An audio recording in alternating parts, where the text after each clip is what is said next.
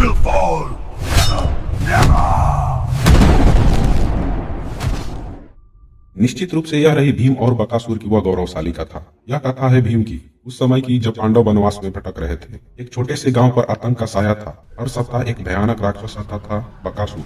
वह मांगता था भोजन से बड़ी एक बैलगाड़ी और साथ में एक मनुष्य। गांव वाले भय से कांपते हुए बारी बारी से अपने परिवार का एक सदस्य भेजते थे। जिसने विरोध किया वह जीवित नहीं लौटा। एक दिन बारी आई एक गरीब ब्राह्मण के घर की। परिवार में विलाप मच गया। कोई समझ नहीं पा रहा था कि किसे मृत्यु के हवाले करे। उसी समय भीम आगे आए। उनकी आंखों में क्रोध नहीं बल्कि अडिग संकल्प था। उन्होंने कहा कि वे स्वयं उस राक्षस के पास जाएंगे।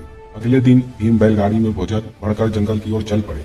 वहां पहुंचकर उन्होंने राक्षस के आने की प्रतीक्षा नहीं की बल्कि सारा भोजन स्वयं खाने लगे। वे शांत भाव से खाते रहे मानो किसी उत्सव में आए हों। जब बकासुर आया उसकी गर्जना से पूरा वन कांप उठा। उसने क्रोध में चिल्लाकर पूछा कि मेरा भोजन किसने छुआ। भीम मुस्कुराए और बोले कि पहले भूख शांत करना आवश्यक था, अब यदि शक्ति आजमानी है तो सामने आ जाए। इसके बाद दोनों के बीच में भयंकर युद्ध हुआ। पेड़ टूटने लगे, धरती कांप उठी। बकासुर पूरी ताकत से वार करता रहा, भीम अडिग रहे। अंततः भीम ने अपनी अपार शक्ति से राक्षस को पकड़कर ऐसा प्रहार किया कि वह धरती पर गिर पड़ा और उसका आतंक सदा के लिए समाप्त हो गया।